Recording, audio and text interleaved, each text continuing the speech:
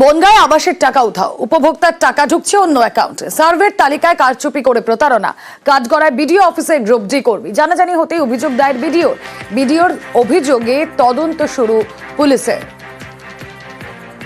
বনগাঁয় আবাসের টাকা উধাও, উপভোক্তার টাকা ঢুকছে অন্য অ্যাকাউন্টে। সার্ভের তালিকায় কারচুপি করেই প্রতারণা।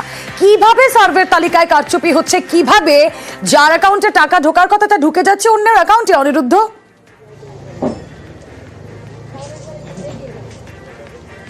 দেখো রুমেলা, তোমাকে জানিয়ে রাখি যে উত্তর 24 পরগনার বনগাঁ ব্লকের দুই গ্রুপ ডি কর্মচারীর বিরুদ্ধে ইতিমধ্যেই বনগাঁর বিডিও গোপালনগর থানায় লিখিত অভিযোগ দায়ের করেছে সঞ্জয় বোস এবং বিশ্বজিৎ মৈত্র।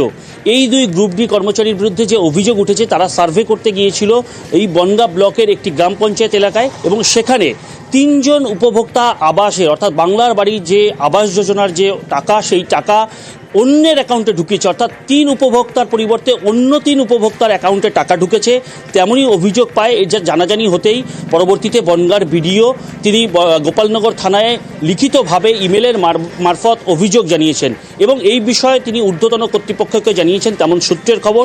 এবং এই দুই কর্মচারীকে যথোপযুক্ত যাতে ব্যবস্থা নেওয়া হয় সেই জন্য ঊর্ধ্বতন কর্তৃপক্ষের কাছে রিপোর্টও জমা দিয়েছেন। তোমাকে জানিয়ে রাখি যে এই 3 উপভোক্তার অ্যাকাউন্টের টাকা অন্য অ্যাকাউন্টে অর্থাৎ প্রথম খাদের যে 60,000 টাকা, সেই 60,000 টাকা ঢুকে গিয়েছিল। কেন এই টাকা ঢুকলো, অর্থাৎ এই দুই কর্মচারী কি টাকার পরিবর্তে বা টাকা ঘুষ নিয়ে কি অন্যদের অ্যাকাউন্টে টাকা ঢুকিয়ে দেওয়ার পরিকল্পনা করেছিল, সে বিষয়ে কিন্তু একটা প্রশ্ন রয়েছে। এবং এই দুই কর্মচারী এই অভিযোগ হওয়ার পর থেকেই বেপাত্তা বলা যেতে পারে। আজ বনগাঁ বিডিও অফিসে গিয়ে দুই কর্মচারীর দেখা মেলেনি, তাদের ফোন সুইচ অফ রয়েছে এবং তাদের খোঁজে তল্লাশি করছে গোপালনগর থানার পুলিশ। কিন্তু এখানেই প্রশ্নচিহ্ন যে একজন গ্রুপ ডির কর্মচারী যাকে সার্ভে করতে পাঠানো হলো, সেখানে দেখা যাচ্ছে যে কারচুপি হয়েছে।